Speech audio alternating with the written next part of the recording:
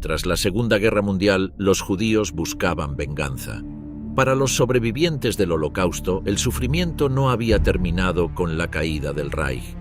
Comenzaba una nueva misión: encontrar a los verdugos que habían huido entre las sombras. Hombres de las SS como Herbert Kukurs, responsable de masacres en Letonia junto al escuadrón de exterminio Arax-Kommando, fueron perseguidos hasta el fin del mundo. Kukurs vivía en Uruguay bajo una identidad apenas disimulada hasta que en 1965 agentes del Mossad lo localizaron y ejecutaron. Su cuerpo fue hallado dentro de un baúl con una nota: "El verdugo de Riga ha sido juzgado". Otro fue Franz Stangl, excomandante de los campos de exterminio de Sobibor y Treblinka, donde se calcula que murieron más de 800.000 personas. Tras escapar a Siria y luego a Brasil, fue finalmente identificado gracias al incansable trabajo de Simon Wiesenthal. Fue extraditado a Alemania en 1967 y condenado a cadena perpetua, aunque murió en prisión poco después. También Klaus Barbie, apodado el Carnicero de Lyon, símbolo del terror nazi en la Francia ocupada, encontró refugio en Bolivia, protegido por dictaduras militares. Durante años vivió como asesor de inteligencia hasta que finalmente fue extraditado en los años 80.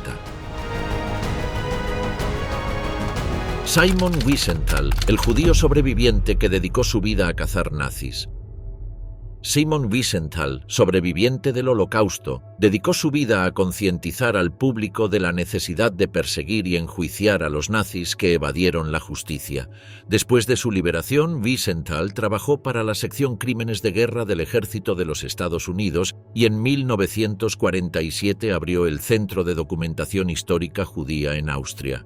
Durante décadas, Wiesenthal presionó a los gobiernos occidentales para que localizaran y enjuiciaran a los criminales nazis que habían escapado, y también proporcionó pistas que en ocasiones condujeron a sus extradiciones. La tenacidad de Wiesenthal y su inagotable pasión por rastrear a los perpetradores inspiraron a los sobrevivientes del Holocausto y de otros genocidios a creer que la justicia puede prevalecer y prevalecerá, incluso con el paso del tiempo. Wiesenthal murió en septiembre de 2005, luego de una vida de contundente activismo. Nacido en 1908 en Buchach, una ciudad del Imperio Austrohúngaro que hoy pertenece a Ucrania, Simon Wiesenthal creció en un hogar judío tradicional, entre el respeto por la ley mosaica y el rigor del mundo centroeuropeo. Estudió arquitectura en Praga, una carrera que demandaba características como precisión, orden, una sensibilidad particular por el detalle y una extensa apreciación de la historia. Elementos que más adelante transformarían su vocación profesional en una misión vital, es decir, cazar a quienes habían intentado borrar su mundo y erigir un ministerio de justicia propio, por así decirlo. Durante la Segunda Guerra Mundial, Wiesenthal fue arrestado por los nazis. Pasó por más de una docena de campos de concentración, incluido el infame Mauthausen, donde fue liberado por tropas estadounidenses en mayo de 1945. Había perdido a 89 miembros de su familia. Su esposa, Sayla, también sobrevivió, gracias a que logró esconderse durante años. Fue en ese silencio de la posguerra, en ese paisaje europeo arrasado por las ruinas físicas y morales, donde Simon Wiesenthal decidió no olvidar. Mientras otros buscaban rehacer sus vidas, Wiesenthal comenzó a reconstruir algo mucho más abstracto e intangible, pero más fundamental: la memoria de su pueblo y los daños que había sufrido. Para ello, Wiesenthal viajó por todas partes, reuniendo testimonios, recopilando nombres y, eventualmente, reconstruyendo las rutas de escape de los victimarios. Fundó el Centro de Documentación Judía en Linz, Austria, una modesta oficina que con el tiempo se convertiría en uno de los epicentros globales para el rastreo de criminales de guerra nazis. Él no era policía, ni fiscal, ni juez. Era, como se definió más de una vez, un arquitecto de la memoria. Para Wiesenthal, la justicia no era una forma de venganza, sino una forma de respeto. La justicia, decía, es un derecho de los muertos y una obligación de los vivos. Creía que mientras un solo criminal siguiera libre, el Holocausto no había terminado, y mientras el mundo comenzaba a dejar atrás los horrores de la guerra, Wiesenthal se convirtió en una voz incómoda. No todos querían remover el pasado ni querían enfrentar las complicidades, las culpas o los silencios. pero él jamás se dejó llevar por sus detractores o las amenazas contra su vida. Contra viento y marea, Wiesenthal persistió. Durante décadas recorrió archivos, entrevistó testigos, confrontó gobiernos y presionó a la opinión pública. A menudo lo hizo con pocos recursos y muchas amenazas. Recibió cartas anónimas, fue perseguido y hasta considerado un estorbo por algunos sectores de las autoridades internacionales. Incluso enfrentó acusaciones de protagonismo o exageración, que buscaban desacreditarlo como si se tratara de un aprovechador o un estafador. Pero nadie dudaba de su obsesiva dedicación. En una época sin Internet, sin bases de datos globales, sin cooperación fluida entre países, Simon Wiesenthal levantó una red de vigilancia moral que llegó a todo el mundo. Fue responsable directo o indirecto de la captura de más de 1000 criminales nazis. Su más célebre triunfo fue el rastreo de Adolf Eichmann, el burócrata de la muerte, cuya huida a Argentina y posterior captura marcaron un hito en la historia del derecho internacional. Pero hubo muchos más: Herbert Coukurs en Brasil, Franz Stangl en Sudamérica, Klaus Barbie en Bolivia, Walter Rauff en Chile, Erich Priebke en Bariloche. Cada uno representaba no solo una pieza del pasado, sino una deuda pendiente con la historia. Wiesenthal no era un héroe de novela. Era tenaz, meticuloso, a veces terco, incluso polémico. Su lucha no fue siempre limpia ni exenta de errores, pero gracias a él muchas víctimas dejaron de ser solo números y los verdugos dejaron de ser solo sombras. Wiesenthal les devolvió un rostro y un nombre a 6 millones de judíos anónimos que se habían convertido en una cifra para mostrar los horrores del Tercer Reich. Pero también les devolvió su identidad a los responsables de aquella infame masacre, aunque estos hubieran preferido dejarla atrás. En 2005, a los 96 años, Simon Wiesenthal murió en Viena. Había pasado más de medio siglo persiguiendo fantasmas, pero su legado fue profundamente tangible. En museos, en juicios, en libros de historia, su huella persiste como la de alguien que se negó a aceptar el olvido como destino. Cuando le preguntaron una vez si no era hora de perdonar, Wiesenthal respondió con serenidad que perdonar estaba en manos de las víctimas del Holocausto y la mayoría no estaba viva para hacerlo. Al ser preguntado sobre su legado, Wiesenthal reflexionó: cuando la historia mire al pasado, quiero que la gente sepa que los nazis que mataron a millones de personas no salieron impunes. Y gracias a él, muchos no lo hicieron. Quizás la captura más meritoria de Wiesenthal fue Adolf Eichmann, uno de los principales organizadores del Holocausto y ejecutor de la solución final, que intentó escapar de la justicia durante años, pero no contaba con que Wiesenthal seguía su rastro. Adolf Eichmann, el burócrata de la muerte que organizó la solución final de Hitler. El nombre de Adolf Eichmann es hoy sinónimo de eficiencia letal y de frialdad burocrática aplicada al genocidio. Pero antes de ser el arquitecto logístico de la solución final, antes de los trenes, las listas y los vagones llenos de muerte, fue simplemente un hombre común, un niño, un adolescente, un empleado sin rumbo. Nada en sus primeros años sugería la dimensión del horror que traería consigo. Nació el 19 de marzo de 1906 en Solingen, una ciudad industrial de Alemania Occidental, en el seno de una familia de clase media. Su padre, un contable protestante, era un hombre estricto pero respetado. Su madre murió cuando Adolf tenía solo 10 años. Poco después, la familia se trasladó a Linz, Austria, la misma ciudad donde creció Adolf Hitler, y allí Eichmann pasaría su juventud. Era un estudiante mediocre que no tenía muchos amigos, ya que se había convertido en un joven de carácter introvertido, poco carismático y sin logros destacables, que terminaría abandonando la escuela secundaria sin obtener un diploma. Intentó estudiar ingeniería mecánica en la Universidad Técnica Superior de Linz, pero abandonó al poco tiempo. Sus primeros pasos en la adultez fueron erráticos, marcados por la falta de ambición y una personalidad gris, fácilmente manipulable. Tras su adolescencia, trabajó como vendedor de repuestos de automóviles, pero más tarde ingresaría como representante para la Vacuum Oil Company. En ese entorno empresarial adquirió cierta experiencia en viajes, logística y administración, habilidades que años más tarde pondría al servicio de uno de los crímenes más vastos de la historia. Eichmann no se destacó por convicciones ideológicas profundas en su juventud. No era un antisemita apasionado ni un militante político decidido. Era, por sobre todo, un oportunista, lo que se suele conocer como un buscavidas, alguien que buscaba cualquier oportunidad para pertenecer o para sacar tajada. En el convulso ambiente de la Austria de los años 30, eso bastaba para que el nazismo encontrara en él una herramienta útil. En 1932, influenciado por un amigo, se unió al Partido Nacional Socialista. Poco después, ingresó a las SS, una decisión que cambiaría su destino para siempre. Tras la ilegalización del partido nazi en Austria, se trasladó a Alemania, donde encontró acogida dentro de las estructuras del Tercer Reich. Allí fue asignado al Servicio de Seguridad, mejor conocido como el SD, el brazo de inteligencia del partido. Allí comenzó su trabajo más influyente, el estudio de lo que los nazis llamaban la cuestión judía, una construcción conceptual de las políticas profundamente antisemitas que se aplicarían más adelante en el Reich. Para ello, Eichmann dedicó todo su tiempo. Visitó bibliotecas, leyó sobre el judaísmo, estudió historia y estructura de las comunidades hebreas. Se obsesionó con los textos sionistas, en especial con las ideas sobre la emigración de los judíos hacia Palestina, pero no por admiración, sino como forma de entender cómo forzarlos a marcharse.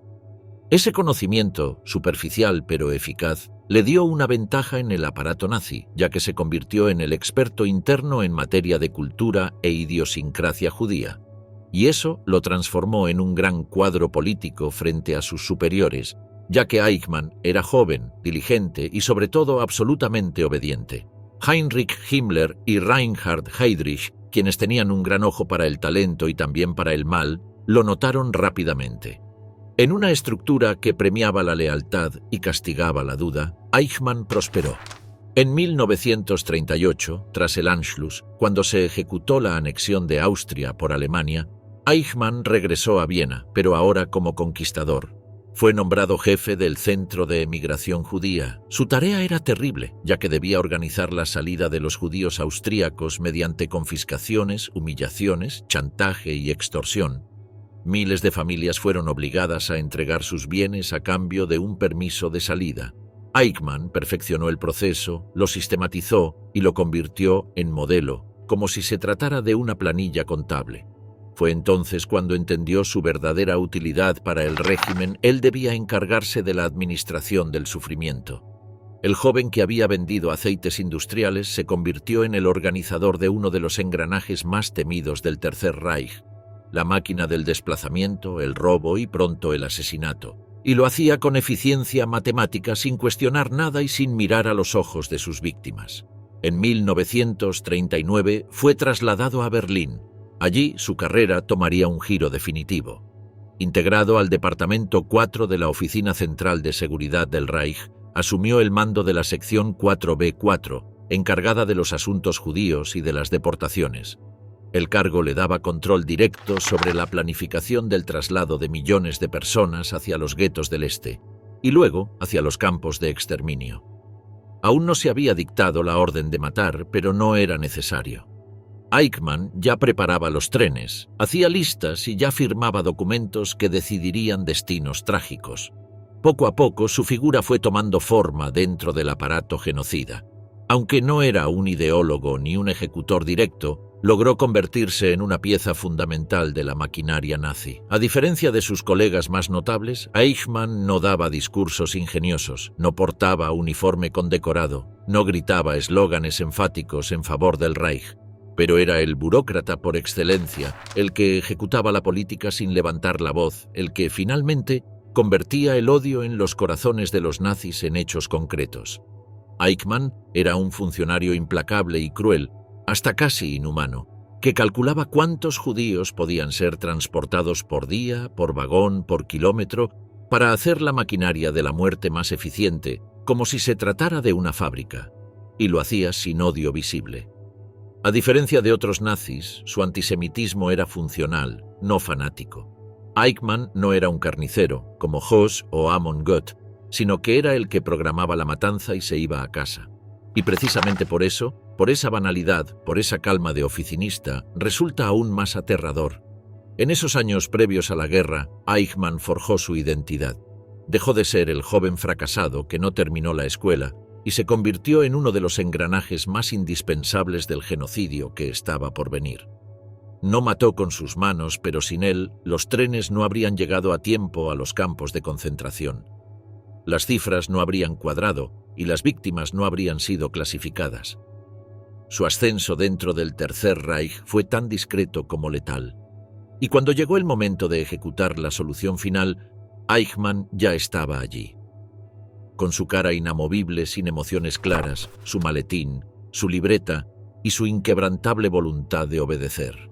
Cuando Adolf Eichmann asumió su puesto en la sección 4B4 del Reichssicherheitshauptamt, no solo heredó un título, sino que tomó las riendas de un proyecto que marcaría para siempre la historia del horror humano. La cuestión judía ya no era un problema de emigración forzada ni de aislamiento en guetos. El nazismo había decidido que la única solución era la eliminación física. La llamada solución final al problema judío pasaba de ser un plan teórico a un programa de exterminio sistemático. Eichmann no diseñó la ideología ni pronunció discursos incendiarios. Su poder residía en la planificación, en la precisión y en la capacidad para organizar la muerte a escala industrial con la fría disciplina de un gerente. Desde 1941, tras la invasión a la Unión Soviética y el comienzo de la Guerra Total, la deportación masiva de judíos hacia el este comenzó a intensificarse. Pero pronto se convirtió en mucho más que un traslado forzoso. El 18 de enero de 1942, en la conferencia de Wannsee, Eichmann participó activamente en la organización del plan que formalizaba el genocidio. Aunque su rango no era el más alto, su conocimiento y control logístico lo convirtieron en pieza clave. Fue allí donde se decidió el uso sistemático de campos de exterminio para el asesinato masivo, la producción industrial de muerte. Auschwitz, Treblinka, Sobibor, Belzec, nombres que se convertirían en sinónimo de horror. Eichmann se encargó de que la maquinaria funcionara sin interrupciones. Su función era, en esencia, la de un administrador del genocidio. No importaba la distancia ni la brutalidad del destino final. Para Eichmann, lo fundamental era que los trenes partieran a tiempo, que los documentos estuvieran en regla, que las listas fueran completas y que los números coincidieran. Día tras día, firmaba órdenes para la deportación de miles de hombres, mujeres y niños, sin que su rostro mostrara remordimiento o dudas. El trabajo debía hacerse, y él lo hacía con la famosa eficiencia alemana. Las víctimas eran clasificadas, despojadas de sus pertenencias y trasladadas en condiciones inhumanas. Los vagones de ganado se llenaban hasta el límite, sin agua ni alimento. El viaje duraba días, muchos morían en el camino, pero esto era algo que Eichmann tenía en cuenta. A su llegada la mayoría eran asesinados en cámaras de gas. Los pocos que sobrevivían al primer filtrado eran explotados como mano de obra esclava hasta su muerte. Realmente, Eichmann sabía todo lo que implicó el siniestro proceso del Holocausto, cada paso, cada decisión. No era un ignorante de la situación en Auschwitz o en Belzec, sino que era parte de ese dispositivo. Recibía informes, testimonios y fotografías que le envían a sus oficinas en Berlín. Su departamento se encargaba de monitorear el proceso para evitar errores que retrasaran la logística. Gracias a esta macabra capacidad, su poder creció dentro del aparato nazi. Era respetado y temido, no por su brutalidad física, sino por su capacidad para cumplir órdenes imposibles. Su mundo era el papeleo, los horarios, las cuotas, la coordinación entre la Gestapo, las SS y la administración ferroviaria. Entre 1942 y 1945, Eichmann organizó la deportación de más de 1 millón de judíos hacia campos de exterminio y guetos en Europa del Este. Su nombre se volvió sinónimo de precisión mortal. Pese a su papel central, Eichmann se presentaba ante sus superiores como un hombre modesto, un servidor fiel del Reich, dedicado únicamente a su trabajo. Mantenía una vida familiar discreta y evitaba las exhibiciones públicas. El horror del Holocausto pasó a ser, para él, una rutina administrativa. No hubo un solo acto de rebelión ni duda. La obediencia era absoluta, la burocracia implacable. Los sobrevivientes y testigos de los juicios posteriores describirían a Eichmann como un hombre común, un burócrata que simplemente hacía su trabajo. Esa banalidad del mal, como lo describiría luego la filósofa Hannah Arendt, fue lo que hizo de Eichmann una figura aterradora, un verdugo disfrazado de oficinista. Pero mientras el genocidio avanzaba, también lo hacía la guerra. En 1945, con la derrota nazi inminente, Eichmann desapareció de la escena pública. El Reich se desmoronaba, y él supo que su supervivencia dependía de desaparecer sin dejar rastro. Un monstruo se escapa en la noche, la huida de Eichmann a la Argentina. Cuando el régimen nazi cayó en 1945, Adolf Eichmann desapareció en el caos de la derrota. Su nombre, tan ligado a la maquinaria del Holocausto, parecía esfumarse entre millones de fugitivos que buscaban esconderse de la justicia. Tras la liberación de Europa, los aliados comenzaron a perseguir a los responsables del genocidio. Algunos fueron capturados rápidamente en los juicios de Nuremberg y en otros procesos. Pero Eichmann, el hombre que había organizado la muerte de más de 1 millón de personas, logró evadirlos. Durante meses, Eichmann vivió bajo nombres falsos en Austria y Alemania Occidental. Utilizando documentos fraudulentos y la ayuda de antiguos camaradas nazis, logró pasar desapercibido en una Europa desmembrada por la guerra. Pero no era suficiente para un hombre marcado por su historia.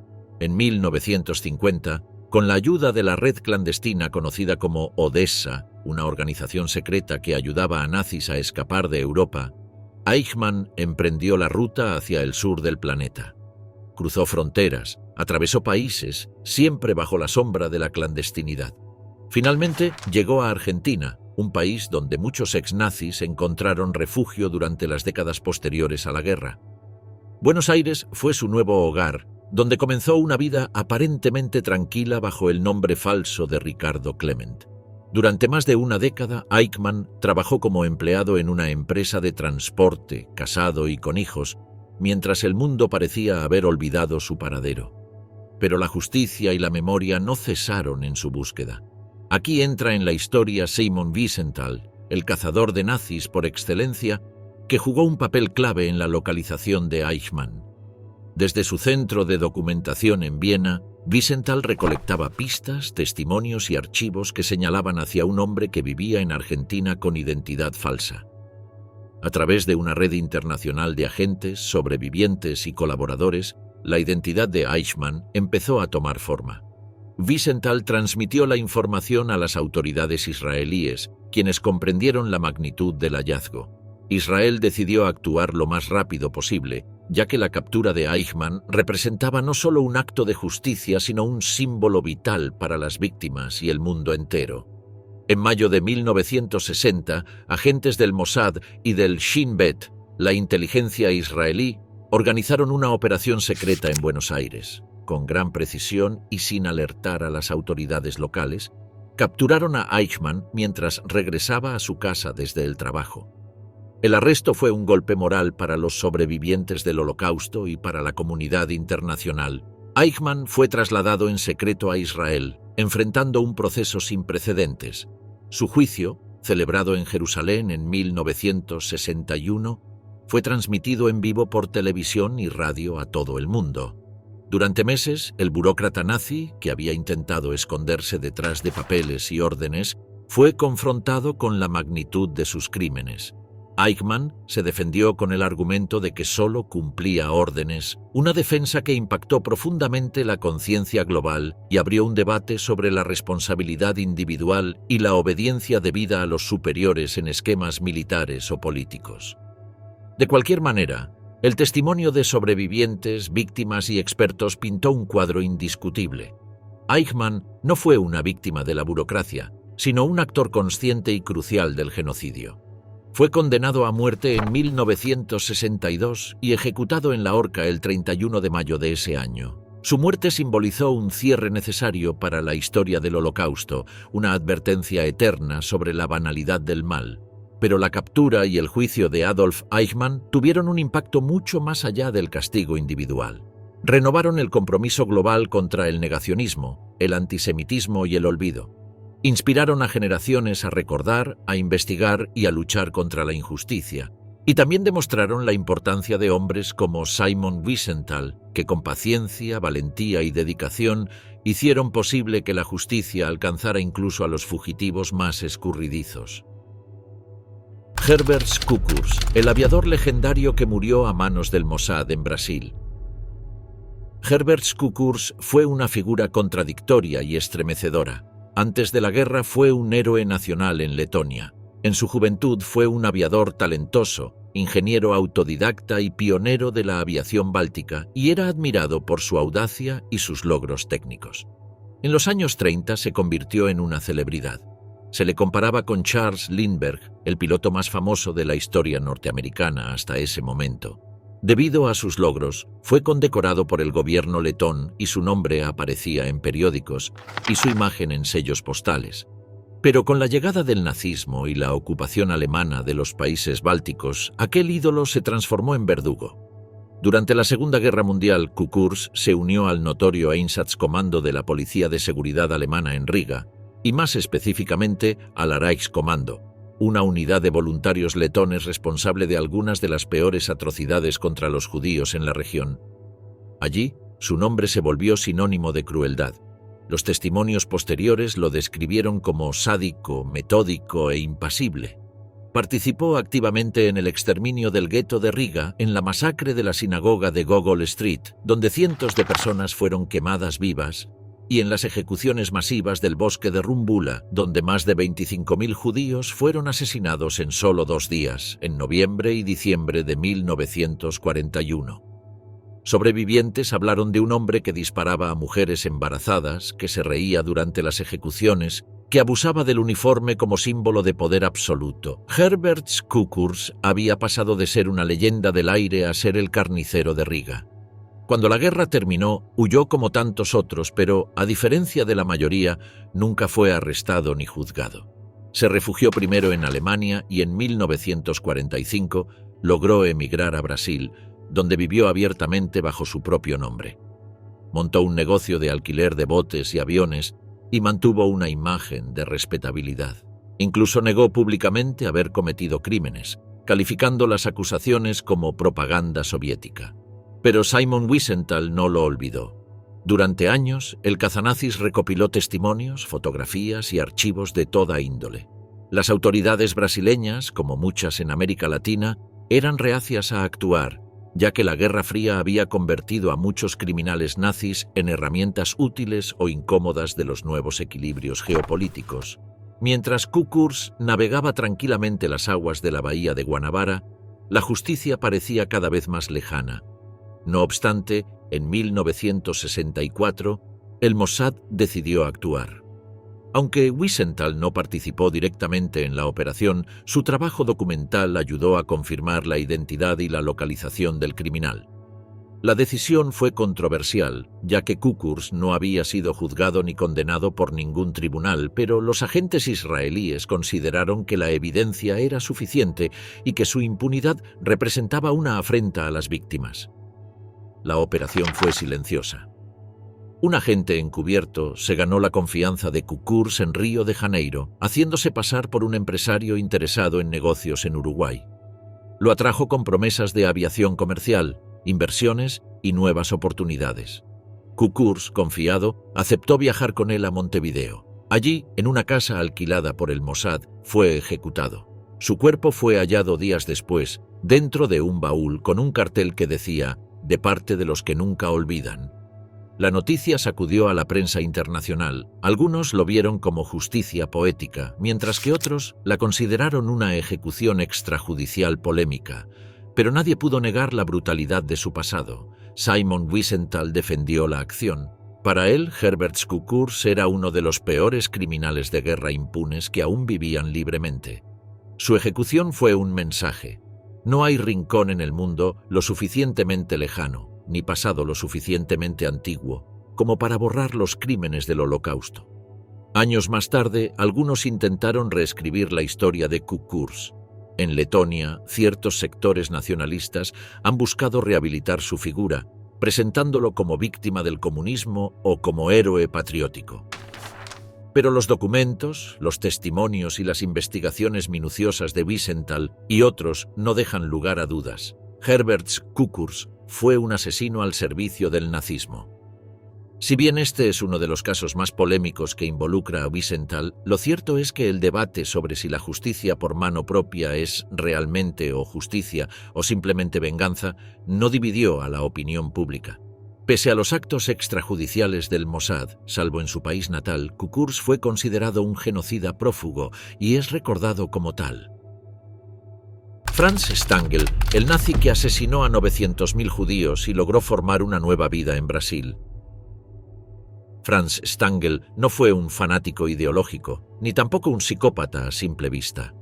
Era un oficial educado, meticuloso, con modales suaves y rostro anodino. Pero detrás de esa apariencia pulcra se escondía el comandante de uno de los peores centros de exterminio que jamás hayan existido, Treblinka. En ese siniestro emplazamiento bajo su mando se perpetró la muerte de más de 700.000 personas. Stangl nació en 1908 en Altmünster, Austria. Tras terminar sus estudios técnicos, ingresó como oficial de policía en Linz. Fue precisamente en esa función cuando empezó su relación con el aparato represivo nazi. Con la anexión de Austria al Tercer Reich en 1938, se integró a la Gestapo y poco después fue transferido al programa de eutanasia conocido como Acción T4. En los hospitales de Hartheim, Greifswald y Bernburg, Stangl supervisó la eliminación sistemática de enfermos mentales, discapacitados y ancianos. Fue allí donde aprendió, según sus propias palabras, que la muerte podía ser un proceso técnico, impersonal, desprovisto de cualquier emoción, incluida la culpa. Aquella experiencia lo preparó para algo aún más abominable. En 1942, Heinrich Himmler lo seleccionó como comandante del campo de exterminio de Sobibor. Allí permaneció brevemente, para luego ser destinado a Treblinka, el campo que, junto con Auschwitz y Belzec, formaría el corazón del exterminio judío en Polonia. A diferencia de Auschwitz, Treblinka no tenía función de trabajo forzado ni de prisión. Sencillamente, era un matadero humano, un centro de muerte inmediata. Los trenes llegaban con miles de personas. Al bajar, se los separaba en varones y mujeres y se les decía que debían ducharse, pero esas duchas falsas eran realmente sus tumbas. En cuestión de horas, eran asesinadas en cámaras de gas alimentadas con motores diésel. Luego, sus cuerpos eran enterrados en fosas comunes o más tarde incinerados. Franz Stangl organizó aquel infierno con eficiencia perversa. No era sádico como otros comandantes, y se sabe que no golpeaba prisioneros ni les insultaba, ni siquiera les gritaba. Pero firmaba órdenes, gestionaba horarios y vigilaba rendimientos. Cada día representaba miles de vidas exterminadas, como si fueran cifras en una hoja de cálculo. Se consideraba a sí mismo un mero engranaje, un técnico del exterminio. Tras el levantamiento de los prisioneros de Treblinka en agosto de 1943 y la progresiva disolución de los campos de la Operación Reinhardt, Stangl fue transferido a Italia y luego capturado brevemente por los estadounidenses, pero, como muchos otros, logró escapar. Con ayuda de la red de fugitivos conocida como el Rat Line, huyó a Siria y después a Brasil, donde vivió durante más de una década bajo su propio nombre. Se ubicó en São Paulo, donde trabajó para la fábrica automotriz Volkswagen. Allí tenía casa, familia y un sueldo estable. Mientras tanto, las familias de sus víctimas seguían buscando justicia. Una justicia que parecía, otra vez, esquiva. Pero había un cazador en las sombras que había conseguido su rastro. A mediados de los años 60, Wiesenthal recibió una pista crucial sobre el paradero del comandante de Treblinka. Una carta que mencionaba a un Franz Stangl trabajando en Brasil. Wiesenthal comparó documentos, analizó rutas de escape y alertó a las autoridades austriacas y alemanas. En 1967, la policía brasileña finalmente arrestó a Stangl y accedió a su extradición a Alemania. Durante su juicio en Düsseldorf, el mundo volvió a escuchar los horrores de Treblinka. Los supervivientes relataron cómo sus familias fueron aniquiladas. También se mostraron planos, documentos y fotografías que detallaban la masacre. Stangl escuchaba en silencio con expresión imperturbable. Cuando se le preguntó si se consideraba culpable, respondió: «Mi conciencia está limpia, yo solo cumplía órdenes». Pero el tribunal no aceptó esa excusa. En 1970 fue condenado a cadena perpetua por complicidad en el asesinato de al menos 900.000 personas. Poco después, concedió una extensa entrevista a la periodista Gita Sereni. En ella, por primera vez, dejó entrever una grieta en su discurso. Dijo que había comenzado a ver a los judíos como carga, como mercancía, y admitió que el proceso de deshumanización lo había convertido en un autómata. Sereni le preguntó si alguna vez pensó que lo que hacía estaba mal. Su respuesta fue escalofriante. Al principio sí, pero después ya no. Luego, al ser cuestionado sobre su culpabilidad, dio una respuesta muy extraña. «Mi culpa es que todavía estoy aquí. Esa es mi culpa», dijo. Franz Stangl murió en prisión en 1971 de un ataque cardíaco, apenas unos meses después de aquella entrevista. Su vida terminó lejos de los hornos y las alambradas, en la tranquilidad de una celda alemana. Pero el eco de sus actos continúa resonando. Para Simon Wiesenthal, la captura de Stangl fue una prueba más de que ningún crimen prescribe, que la burocracia de la muerte también deja rastros y que incluso aquellos que no empuñan un arma, pero organizan los trenes hacia la muerte, también deben responder ante la historia. Stangl fue la imagen del genocidio administrado, el rostro de la obediencia sin moral, y su juicio, como el de Eichmann, sirvió para enseñar que el mal no siempre grita. A veces, simplemente firma formularios. Klaus Barbie, el siniestro torturador de la Gestapo que vivió bajo la protección de Estados Unidos. Klaus Barbie no era solo un oficial de las SS, era un símbolo del terror. Su nombre era susurrado con pánico en las calles de Lyon, ya que este hombre fue el responsable directo de cientos de muertes, miles de deportaciones y una atmósfera de miedo que convirtió a la ciudad francesa en un infierno durante la ocupación alemana.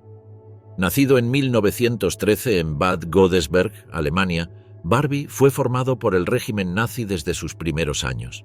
Se unió a las juventudes hitlerianas y posteriormente al Partido Nacional Socialista. Su carrera ascendió rápidamente e ingresó en la Gestapo, donde destacó por su lealtad ciega, su impactante eficiencia y su feroz brutalidad.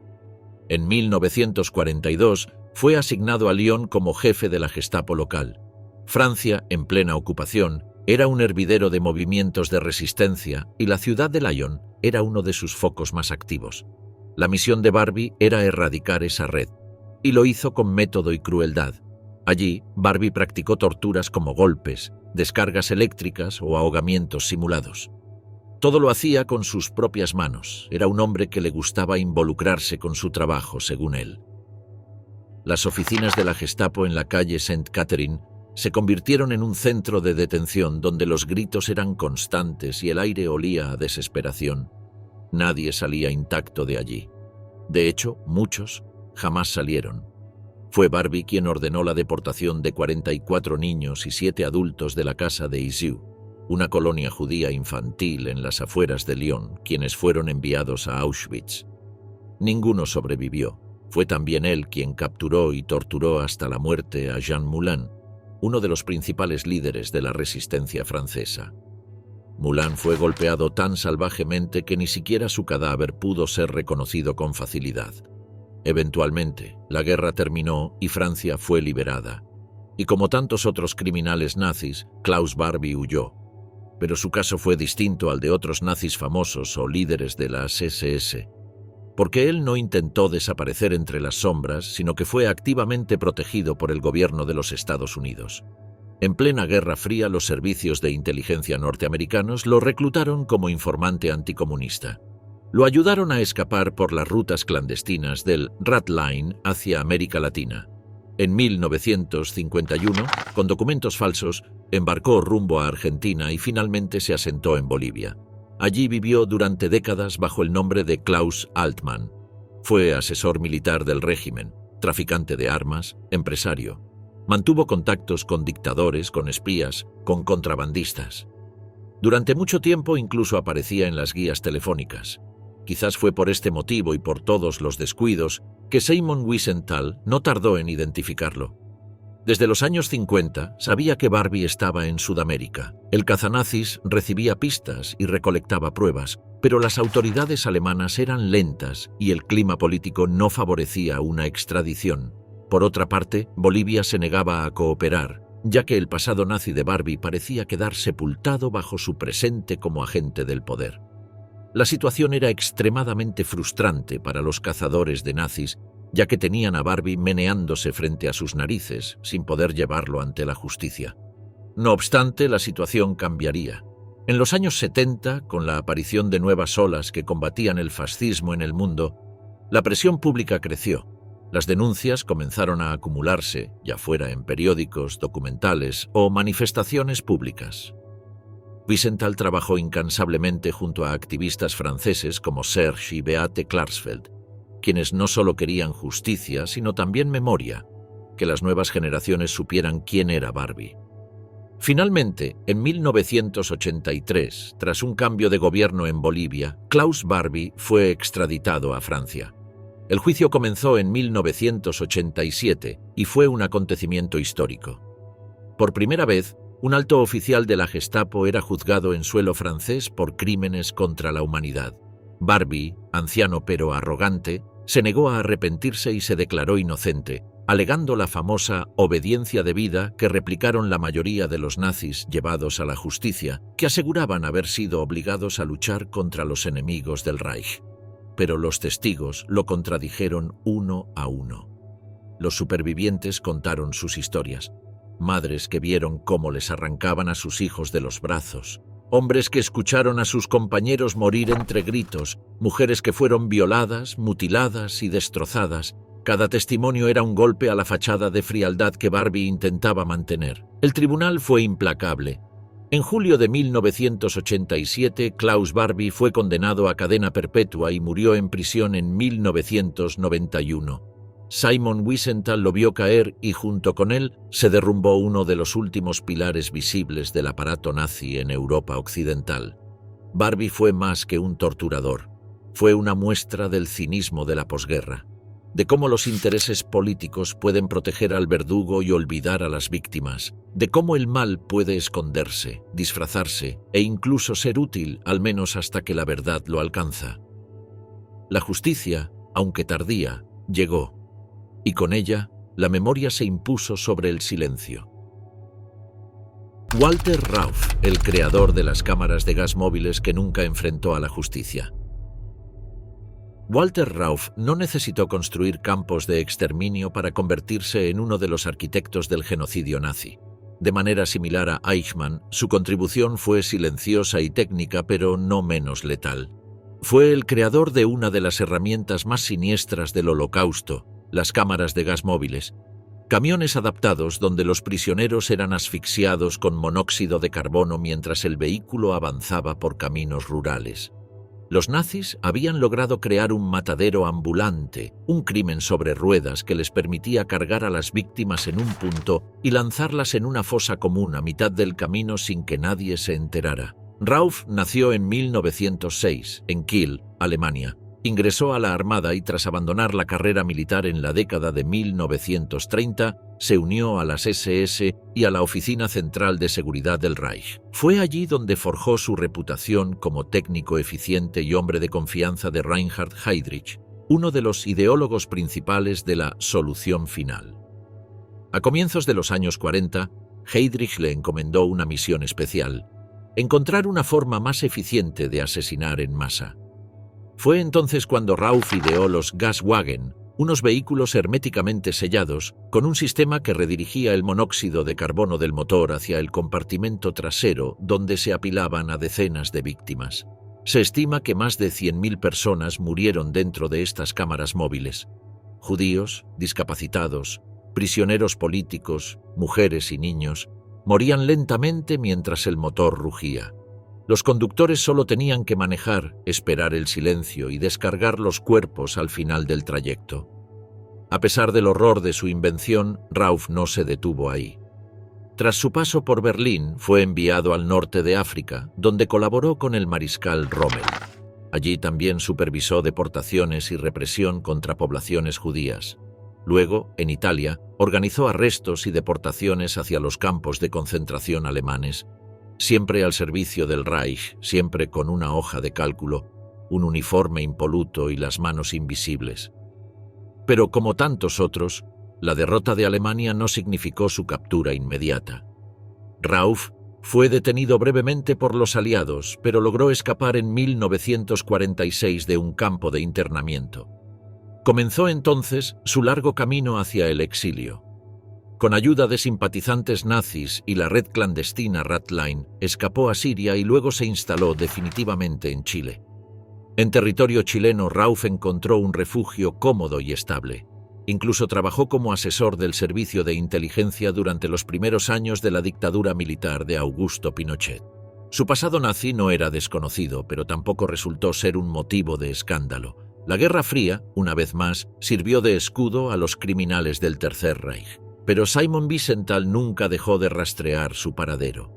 Desde la década de 1960, el cazanazis envió informes al gobierno alemán y a diversas embajadas occidentales. Denunció públicamente la presencia de Rauff en Chile y presionó a través de la opinión pública, de los medios de comunicación masivos, de conferencias e informes legales. El cazador de nazis sabía que cada año de libertad era una afrenta a la memoria de las víctimas y que, incluso lejos de Europa, la justicia podía y debía alcanzarlo. En 1962, Alemania emitió una orden de extradición. Pero el gobierno chileno se negó. A pesar de las evidencias y las campañas de presión internacional, la Corte Suprema de Chile falló en 1963 que los crímenes de Rauff no podían ser juzgados debido a la prescripción. El golpe fue devastador. Walter Rauff continuó su vida apacible, protegido por el clima político sudamericano. Nunca mostró arrepentimiento y nunca fue juzgado. Murió en 1984, ya viejo, de causas naturales, en Santiago de Chile. Wiesenthal calificó su muerte como una derrota para la justicia, pero no para la verdad, porque gracias a su labor, el nombre de Walter Rauff no quedó impune ante la historia. Fue desenmascarado, denunciado, señalado. No pudo volver a caminar tranquilo por Europa. No pudo borrar su pasado, ni ocultarse en la sombra. Rauff es el ejemplo de cómo el crimen puede disfrazarse de técnica, de cómo la obediencia puede convertirse en complicidad y la innovación en barbarie. Sus camiones no fueron herramientas industriales, sino laboratorios móviles del exterminio, sus planos, armas de destrucción masiva. Y aunque la justicia formal le fue esquiva, la memoria, gracias a hombres como Simon Wiesenthal, se encargó de sellar su legado como uno de los verdugos más siniestros del siglo XX. Erich Priebke, el ejecutor de la matanza de las fosas ardeatinas que fue capturado en Argentina. Erich Priebke fue, como otros en esta lista, un burócrata de la muerte, un obediente y complaciente ejecutor de órdenes. Pero esas órdenes, en su caso particular, condujeron a una de las masacres más atroces cometidas en Italia durante la Segunda Guerra Mundial, la infame matanza de las fosas ardeatinas, la masacre de 335 civiles italianos a manos de las tropas nazis. Nacido en 1913 en Hennigsdorf, Alemania, Priebke creció en el clima nacionalista posterior a la Gran Guerra. Atraído por las promesas de orden y poder del régimen nazi, se unió pronto a las SS y comenzó su carrera como oficial dentro del aparato de seguridad del Tercer Reich. En 1943, tras la caída de Mussolini y la ocupación alemana de Italia, Priebke fue asignado a Roma como parte del cuerpo de la Gestapo bajo el mando del teniente coronel Herbert Kappler. Allí, entre cafés, ruinas antiguas y embajadas extranjeras, comenzó su papel en la represión sistemática de la resistencia italiana. El 23 de marzo de 1944, un atentado perpetrado por partisanos italianos contra una columna de soldados alemanes en la Vía Rasella dejó 33 muertos. La reacción de Hitler fue inmediata y brutal. Sin titubear, el Führer ordenó ejecutar a 10 italianos por cada alemán muerto. Kappler, con Priebke como brazo ejecutor, seleccionó a 335 personas para ser asesinadas en represalia. Prisioneros políticos, judíos, intelectuales, incluso adolescentes, la gran mayoría sin tener conexión alguna con el atentado o con ningún tipo de resistencia. Realmente fueron elegidos por conveniencia, por venganza, por simple aritmética de sangre. La ejecución se llevó a cabo el 24 de marzo en las antiguas canteras subterráneas de las fosas ardeatinas, a las afueras de Roma. Allí, Pripke participó personalmente en los asesinatos. Uno a uno, los prisioneros fueron conducidos dentro de las grutas, obligados a arrodillarse, y recibieron un disparo en la nuca. Para silenciar los ecos del crimen, los alemanes dinamitaron la entrada. Los cuerpos quedaron sepultados bajo toneladas de piedra. Pero el hedor, el rumor y la memoria sobrevivieron. La masacre causó un profundo trauma en la sociedad italiana y cuando Roma fue liberada, se descubrió el horror. Las filas de cadáveres, algunos con las manos atadas, muchos con impactos en la cabeza, todos amontonados en la oscuridad, fueron hallados y documentados. Fue uno de los mayores crímenes de guerra cometidos en suelo italiano. Kappler fue juzgado y condenado. Pero Pripke logró desaparecer y se esfumó entre las sombras. Como tantos otros nazis, escapó por las rutas clandestinas. En 1948, con pasaporte falso de la Cruz Roja, abordó un barco hacia Argentina. Allí, bajo su verdadero nombre, vivió durante casi medio siglo. Trabajó como maestro en un colegio alemán en Bariloche, una ciudad del sur argentino, que se convirtió en refugio de múltiples fugitivos del Reich. Por años, Pripke vivió tranquilo, paseaba por las calles, iba al mercado, era miembro activo de la comunidad. Ni se ocultaba ni mostraba arrepentimiento. Para muchos era un hombre respetable y solo unos pocos sabían la verdad. Pero Simon Wiesenthal lo tenía en la mira. Durante décadas, su nombre figuraba en los archivos del Centro de Documentación Judía de Viena. El cazanazis había acumulado una buena cantidad de pistas, fotografías y rumores. No obstante, sus manos estaban atadas, ya que sin pruebas concretas nada podía hacerse. Hasta que, en 1994, un equipo de periodistas de la cadena estadounidense ABC News localizó y entrevistó a Pripke en Bariloche. Le preguntaron directamente por las fosas ardeatinas. Increíblemente, él confesó sin titubear que había participado. La reacción fue inmediata. Italia exigió su extradición. Argentina, tras años de desinterés, finalmente accedió. La presión internacional fue decisiva. Simon Wiesenthal, desde Viena, celebró el hecho. Uno de los últimos criminales nazis de alto rango aún vivos, finalmente enfrentaría la justicia. El juicio se llevó a cabo en Roma en 1996. Pripke, ya anciano, intentó justificar sus actos diciendo que solo cumplía órdenes. Repitió una y otra vez que era víctima de la historia. Pero los testimonios, los documentos y su propia confesión grabada hablaron más fuerte. Fue condenado a cadena perpetua. Debido a su edad, se le permitió cumplir la pena bajo arresto domiciliario. Vivió en Roma, bajo vigilancia, hasta su muerte en 2013, a los 100 años de edad. Ni la iglesia ni la ciudad quisieron enterrarlo, ningún cementerio aceptó sus restos. Fue un cuerpo sin tierra, como símbolo del rechazo eterno a su memoria. Para Simon Wiesenthal, la captura y juicio de Erich Pripke fue uno de los últimos actos de justicia del siglo XX. No solo por el crimen cometido, sino por lo que representaba, el fin del silencio, la derrota del olvido. Karl Silberbauer, el funcionario de las SS que arrestó a Anna Frank y logró huir de la justicia. A veces, la infamia no proviene de grandes matanzas, del número de muertos, ni de la sangre derramada. A veces, un solo gesto basta para sellar el destino de millones de memorias. Karl Silberbauer no fue un alto jerarca nazi, ni diseñó campos de exterminio. No tenía laboratorios mortales ni órdenes personales de Hitler. Pero fue el hombre que, con uniforme y libreta en mano, arrestó a Anna Frank, y con ello quedó ligado para siempre al rostro más universal del Holocausto. Silberbauer nació en Viena, Austria, en 1911. De familia trabajadora, se unió pronto a la policía y, tras la anexión de Austria al Tercer Reich, fue absorbido por las SS y la Gestapo. En 1943 fue destinado a los Países Bajos, integrándose a la sección 4B4 del SD, encargada de la persecución de judíos en Ámsterdam.